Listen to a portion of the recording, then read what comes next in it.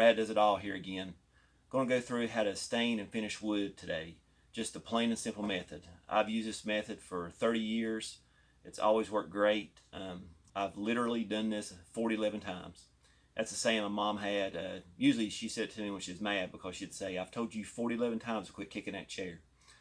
Let's get through our material and supplies we're going to be using today. I'm going to be staining and finishing a piece of red oak, and I'll have a foam brush, a Worcester soft tip paintbrush, painting pyramids, just a cloth.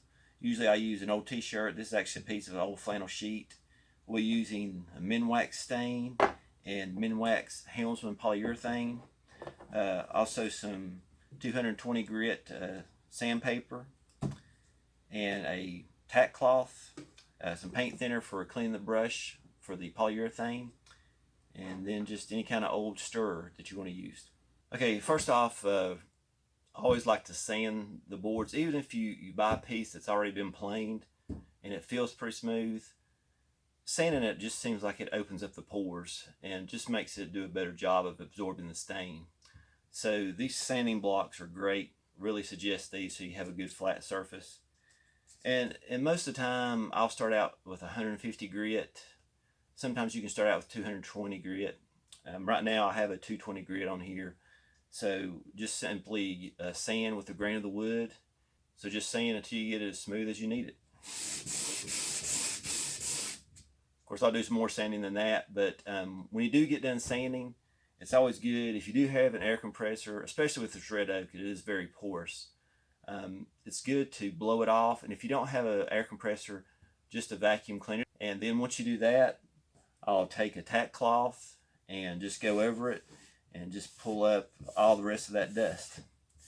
Okay, I've got the stain open. I'm using the Minwax Golden Pecan stain. I've always used the Minwax stains. They've just always worked great for me. You can mix and match these to get a particular color that you're looking for. You see I've got my wood up on my paint pyramids here. This is just handy. You can do the bottom side and set it on here, and that way you can get all sides at one time without having to stop and wait for one side to dry. So we'll just go ahead and stain.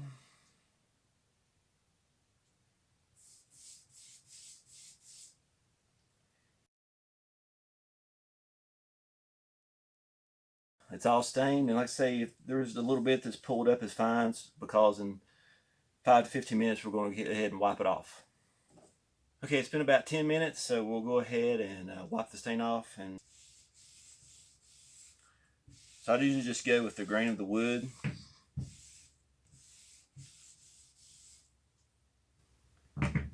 Now we'll let that rest for about 4 to 6 hours per the instructions on the can, and after that we'll come back and put some polyurethane on there.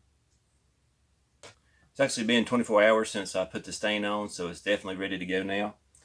So with the polyurethane, always stir the polyurethane, never shake it, because that just introduces air bubbles. Just stir it thoroughly so that you don't have any kind of solids left in the bottom. All right, again, I'm using this 1.5 inch brush, and always go with the grain of the wood when you're brushing.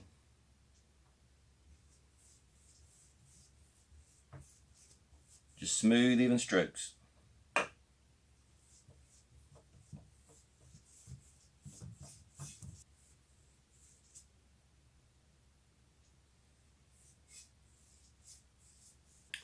Okay, at this point I've got it all laid out, so just go back around your edges and be sure you don't have any runs around the edges. You always want to be sure you have it all wetted out.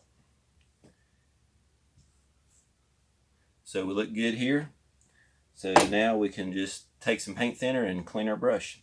We'll let this dry at least 4 hours, and then we'll come back and put on the second coat.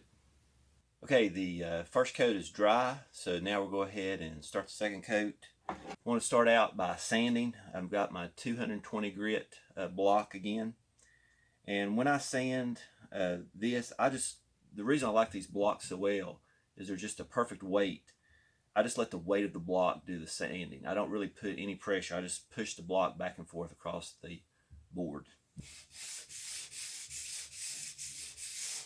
Got the sanding complete. Now you want to go back over it with your tack cloth and be sure to get all that dust off.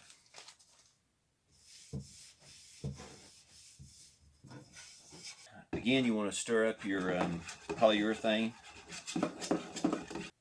And again, just want to do nice, even, smooth brush strokes.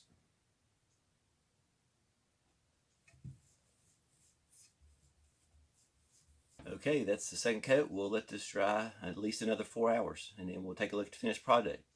Okay, the second coat is dry now. I'll be doing a third coat. I always like to do a third coat on any wear surface, like the top of a table or even the outside of, say, a cabinet.